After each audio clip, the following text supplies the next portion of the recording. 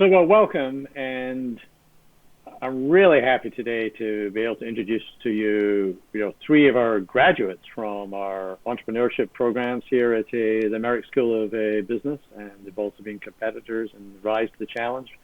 A number of other programs that we've run, but they're now successful entrepreneurs. So I'm going to introduce them. We've got Emily Kim, who's commute somewhere between DC and New York, right, Emily? And Yes. a number of businesses. We'll talk about their business in a second. And Matt Jung, who's now out in Denver, and so welcome, Matt. And Meejee Kim, who's out in LA, right, Meejee? Yes. So listen, welcome, and maybe let's give everybody a sort of an overview about what your businesses are about. So. Maybe Emily, just say a little bit about, so everybody's got we've got an even playing field, what your current businesses are about, what you're doing nowadays. Sure. Yeah. So I'm pretty much everywhere right now. After I graduated, I started my first restaurant. From there, I wanted a corporate experience. So then I moved to New York. Stayed in the corporate for cosmetic industry, stayed as a brand assistant manager. While I was there, I decided to actually start up my other following restaurant. So I'm actually in the construction for my new restaurant, which is the second one. And I recently got accepted to a accelerator program in DC called Uni Kitchen. I'll be opening up my CPG company within 4 to 5 months, and from there I'll be probably distributing my first product to local regional stores in DC areas. Great. Now we'll talk a little bit more about that. That's great. Sure. And Matt, Dead Veggies. All right. Yeah, absolutely. Well, first, thanks for having me. My name is Matt Jung. I'm the founder of Dead Veggies. We're a manufacturer of premium ethnic condiments. We currently sell kimchi, which is a fermented spicy cabbage, kimchi habanero hot sauce, and kimchi pepper jelly. We're avid fermenters, and we do that very well. But what really drives the core of our business is really just a passion to evangelize our love for Korean food and culture through approachable, accessible product offerings. We pride ourselves in ancient techniques applied to contemporary ingredients and formats. Our philosophy is a really simple one. Just thank your veggies. I think here at Dead Veggies, we believe in honoring the selfless vegetables that sacrifice their lives to provide us with delicious, nutritious products. So while they live on in our memories and our stomachs, they simply don't get the praise they deserve. We always like to say, don't thank us, thank your veggies. Where we're at right now is we're currently wholesaling to about 7 restaurants in Denver, and we're gearing up for local retail across 3 different franchises and 12 locations in here. Great. That sounds exciting. I'm going to order. So, Meejee, you're in LA. So what are you doing nowadays? Yeah. Hi, Dean Murray. It's so nice to see you guys again. Thank you so much for having me. My name is Meejee Kim, and I'm the founder of MISKOFITS LLC. I traditionally moved to LA with my boyfriend to continue pursuing my TV film career, which I am still doing. But MISKOFITS was founded during 2020 after I was officially furloughed off of my restaurant job. After graduating from UB, I started my acting career actually when I was my last year at UB during the entrepreneurship program. And then I ventured off into kind of trying to figure out how I can work from home, right? So I did a lot of e-commerce marketing, social media marketing, and then I understood how to do branding on the virtual side, which then led me to, run my business in Korea for a little bit when I was working at the Olympics. Fast forward, I'm in LA right now, and MISKOFITS is a merchandising business for artists or businesses that want to create their own merch. And it is also a marketing platform for artists that want to share, their music and have us help them market their sound, but also push merchandise for them. That's great. Now I'm going to ask Matt a question because Meejee, you're in a completely different business than what you had when you were at the UB, right? Actually, I'd like to I always, like, whenever I see Emily, I always have to shout her out. I think, first of all, it's really interesting how Emily actually inspired me so much to kind of venture into fashion. I was always into fashion, right? I've always been tomboy fashion. But when I first came to UB, I like had my first interview with the Gazelles program, and Emily was there, and she was talking about how she was doing her e-commerce business, and I was like, wow, I really want to work, alongside with her and kind of like learn. And having that hands-on experience with Emily and doing fashion shows and just running an e-commerce business helped me definitely create the foundation of doing my business right now, where I continue to use Shopify. The Shopify platform has changed so much from 2017 to now. And if I had not joined the Gazelles program or had her mentorship throughout the time, because it was a lot of pressure that I needed to learn while I was at school, because, creating a brand is all about refining the process throughout the process every step of the way. And I'm just really thankful to have found that like spark when I first joined the UB program. And it's interesting how Matt also was pulled in by Emily. So this conversation is actually a huge shout out to Emily being the OG alum and us being continuations of her. So. That's great, because I remember Emily. I think were you in the first? I think you were in one of the first cohorts, right? I am. I'm the OG. program. Yes. Yeah. I remember that. Yeah, I remember that. It's good. And I'm going to come to you a couple of questions, Emily, in a second. But Matt, just for context, there, Dead Veggies, is that the business you started when you were on the Entrepreneurship Fellows or in the UBalt, or is this? Yeah. What was the business you had? What was question. the business you had? Did you morph or pivot? Yeah. So coming into the Fellows program, with my background in graphic design, the business that I originally came into the program with was actually an AR startup. So I was working with holograms, different kind of mixed reality medias.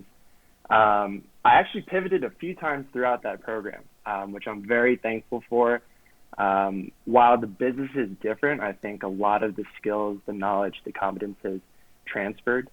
Really, the only thing that's changed for me is the industry, competitive landscaping, just having a finger on the pulse of the industry here.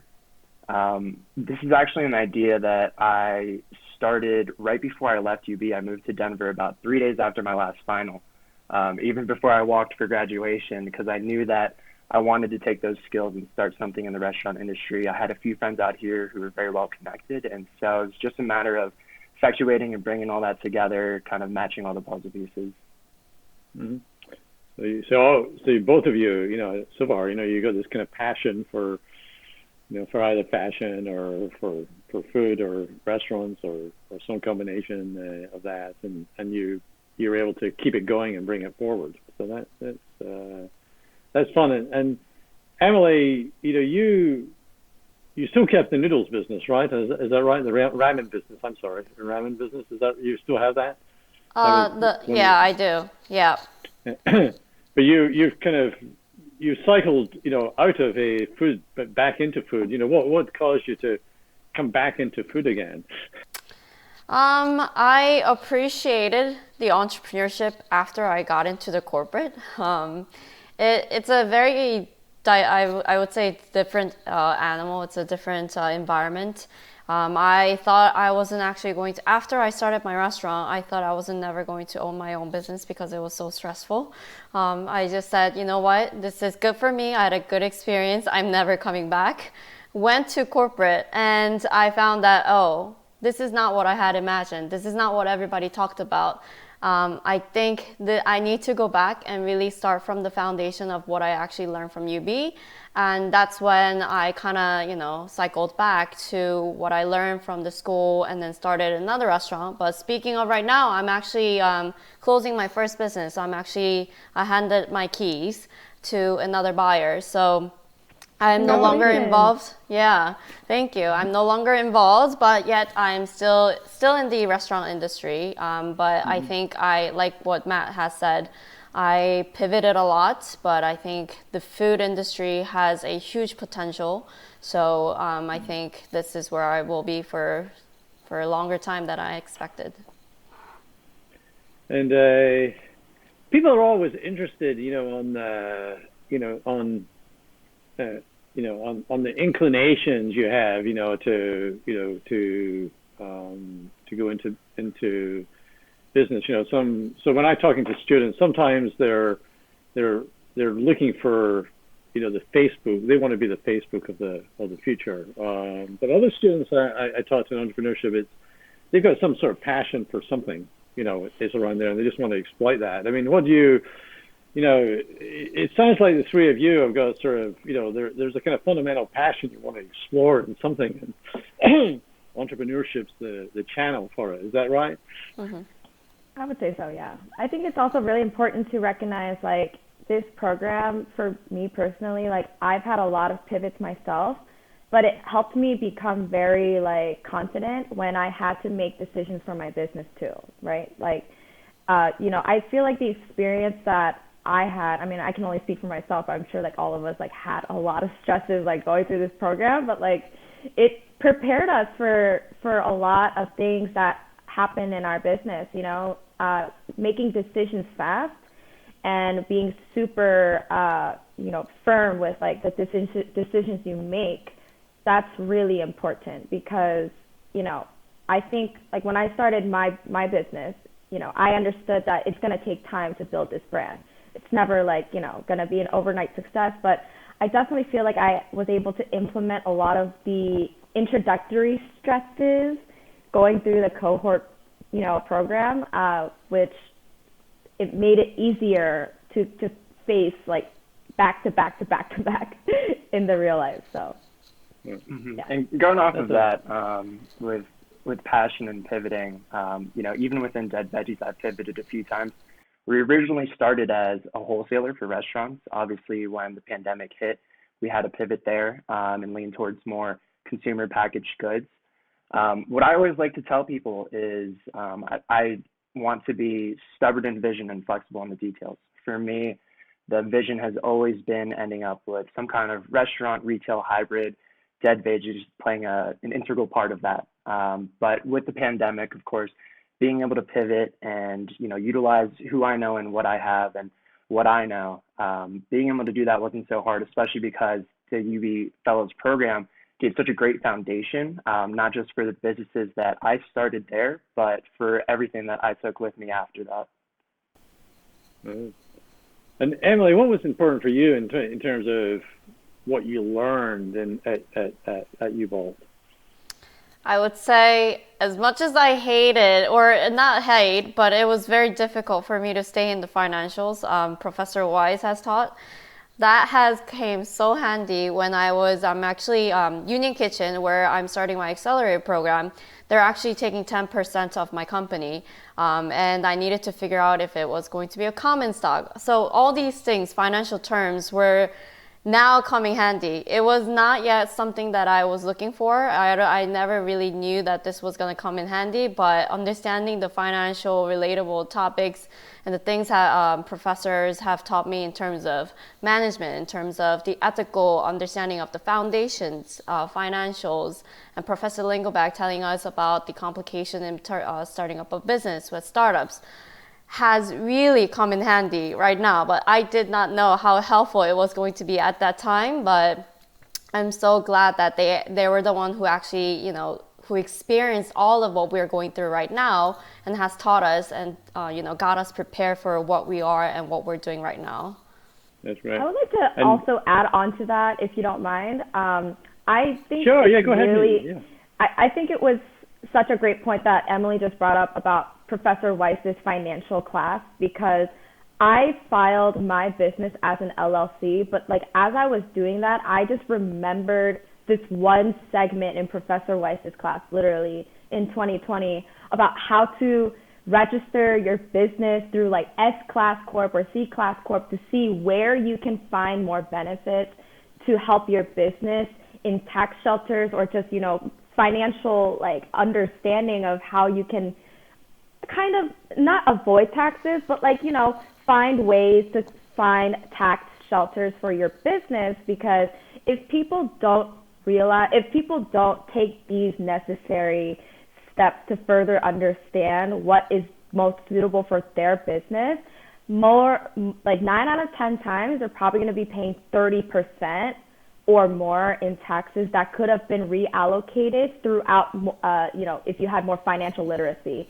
And of course, I didn't understand a thing when I was taking this class, but the reason why I am so thankful for Professor Weiss's financial literacy class in the beginning is because it is so important to know in your actual business day-to-day operations. So that was a very big thing I wanted to add on to what Emily said.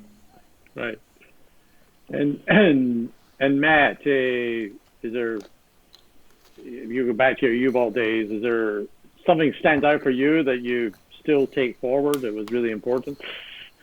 Absolutely. My answer is a little different. I think the greatest things that I took with me from the Fellows program, the things that I still use every day today, are one, the entrepreneurial mindset. I don't eat food the same. Every meal that I eat is a social media opportunity. Every restaurant I go to is a networking opportunity. Every comment on my Instagram is a possible sale. I just go about the world differently going through the program. I see opportunities everywhere. I think also not just making peace of chaos, but thriving in it, especially last year and this year, has been a really valuable skill throughout this pandemic. The second most important thing I would say is that the Fellows program instilled me with the confidence and the competence to share my vision and my business with people that need to be, aware about it. I think pitching every day, doing events like Rise to the Challenge, the admins competition, just being in front of hundreds of people, or even just 5 students in my cohort, day in, day out, having my elevator pitch down, it's definitely come in handy, and I've actually used my elevator pitch in elevators. So I would say that those are the biggest benefits and the things that I appreciate the most today. I think that's great. Now I'm going to one last question, but I do have an observation. You can comment on it if you want. I mean, when I talk to students, you kind of I think I'm going to use this because the three of you sort of kind of sum up, some principles I talk to them about. Entrepreneurship is can be about vision, all right? So Matt, I think all of you kind of represent it, but it's also critically about details.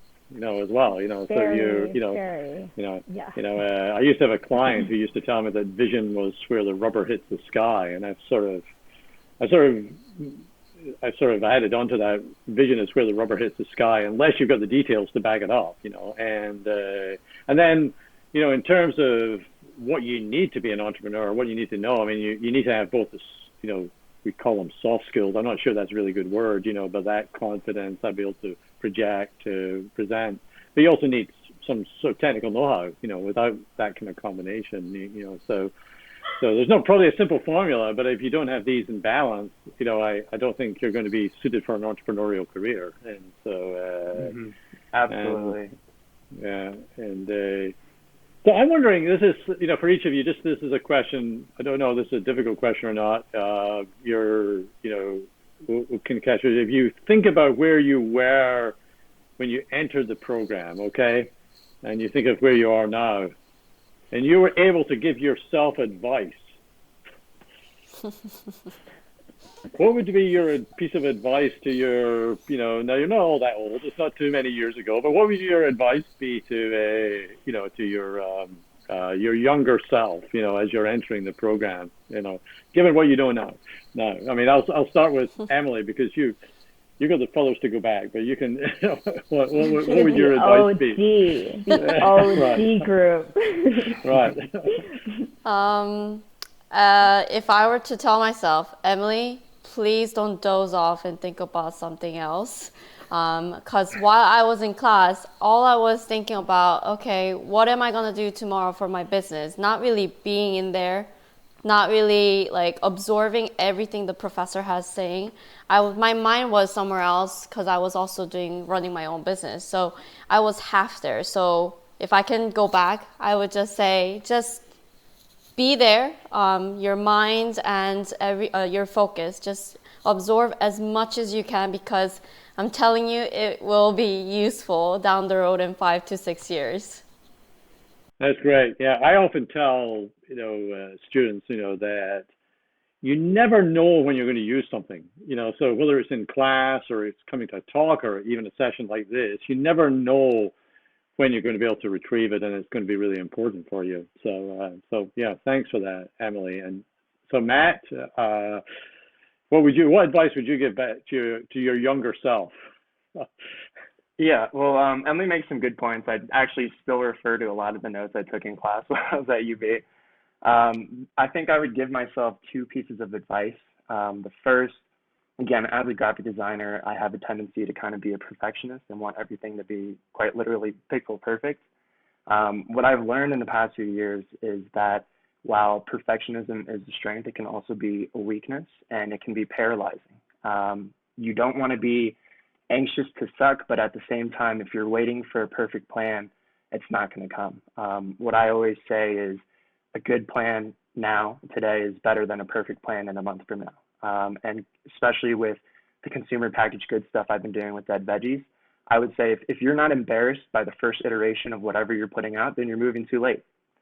The second piece of advice I would give is kind of off of that. It's just be shameless, lower your inhibitions. One thing I definitely wish I did more of at UB was ask for help. Take advantage of the resources that are available. Talk to the people at the Center for Entrepreneurship and Innovation.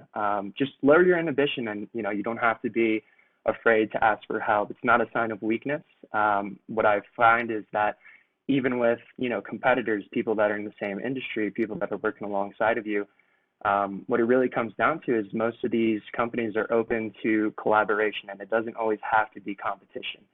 Being able to reach out and build your own support system, having less inhibition, and being shameless in promoting your business, asking for help, are things that definitely would have helped me speed up my process in growing Dead Veggies. That's great. Yeah, and you make a really great point, Matt, that I would emphasize for the audience. The Center for Entrepreneurship and Innovation, we've got a huge database. I mean, there's something like 90 mentors available. So we can get somebody who's got some expertise on something, as well as a great network of alumni. So like the three Absolutely. of you. So thanks very much for that. And so Meejee, what advice? Sorry, go ahead, Matt. Sorry. I was just gonna say I tell my parents all the time, because they often give me advice. But the best advice is from somebody that is doing what you want to do already, or has done what you already want to do. And I think the CEI is a fantastic place to find people like that. Yeah, absolutely. Thank you, Matt. So Meejee, what advice would you give to yourself? I never really thought I would answer this question for a group of students, but it honestly has always been a dream of mine to do this, I guess. Just a quick backstory. I came straight from community college to UB. So I was already I'm trying to just get my degree. I want to pursue this career. I was in a very unknown area. I didn't think I would ever start my business. I didn't ever think I would become an actress. I didn't ever think I would meet dope people at UB. I think the two pieces of advice I would say is to take chances. And while you're taking these chances, to be completely humble throughout the process, as every chance that you pursue, you're going to meet people that are in different stages of their entrepreneurship journey too. And I think a lot of the times that I was very in my head at certain points of this program where I wanted to be better than this other student. I wanted to be the best. I wanted to excel. But that competition amongst your classmates is not healthy. It's better if I would say for anybody in the program right now, just absorb as much as you can and just enjoy the experience of being in UB with the amount of support that is available at this program, because, there's just so much to take in, and people can sometimes just feel very paralyzed because they don't know where to start. So all I can say is that I found what I truly wanted to do by taking chances while I was in the program. And it's never too late. It's never too late to start, but the problem about having the vision, right? Like Dean Murray, you said a lot of people are visionary. you have to execute. And if you don't execute while you have this vision, you're just going to be daydreaming all day, and that unfortunately doesn't make you money. This isn't about making money, but it's about, creating the life that you want to build. So the first piece of advice I would say is absorb everything, just enjoy the experience of being in the cohort, and then I believe personally every experience that any entrepreneur goes through, like they will take something from that. When I moved to New York in 2018, mind you, I graduated in 2017. Dean Murray, you and I know exactly like my situation. I had a very I needed an extension to graduate because I was just like behind, but I made it happen, and it's finding solutions. So the second piece of advice I would say is like, if you need to like do a job on the side, or if you need to like have some sort of income on the side. I personally worked at Hillstone Restaurant Group. It's like the Woodmont Grill, the Capitol Grill sister restaurants in New York City, Park Avenue South.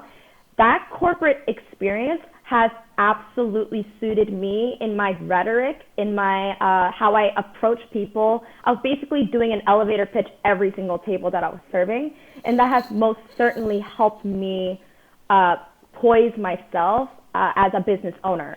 So no experience is too small or too big. Every experience matters, for sure.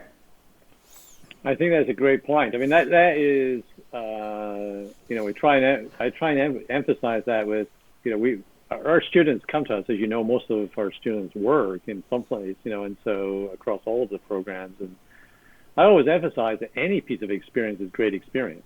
And you never know when you might be, you're going to use it again. And I think you brought out a couple of other things for me as well that we talk about. There's no, there's a lot of, people have sometimes a very singular view about what an entrepreneur is. It's a kind of a geekish view, but entrepreneurs can come from all, here we have, Meejee, you're really, you want to be an actress, a performer, Matt, is interested in, starts off as a graphic designer, and then is interested in food. Emily is interested in food and business and has that kind of background, but also kind of explores other things as well. So I think there's, there are, the great thing about entrepreneurship is that you can bring a lot of different experiences to it. And the last thing I would say, and this is really for the audience, for anyone in the audience who is maybe knows someone or is themselves considering whether they would want to join or be part of the Entrepreneurship Fellows program and or one of our entrepreneurship programs, is that one of the things I've been really impressed with our Entrepreneurship Fellows, which is funded, we're very thankful for this by the Ratcliffe Foundation. So our students who get selected for this, so these 3 people were selected for this, those who are selected for this, they have they have tuition and some expenses paid for to complete their degree. And but one thing that I've been really impressed with, and I think you've all demonstrated it, the cohorts that we have there, they're very supportive of each other, and they're also supportive of each other across cohorts. And so I think I think that's actually a wonderful thing about the program, is that we've been able to get that sort of supportive climate. So you won't be alone in this program. So listen, I really appreciate joining us. I think now I think hopefully the judges have made a decision. I know it was probably difficult for them, but I'm sure they've made a decision, and so I'm going to thank you, and I'm going to pass it back to the judges. So Emily, Matt, Meejee, thank you so much. I appreciate you doing this. Thank you so much for having us. Right, that's great. Thank you.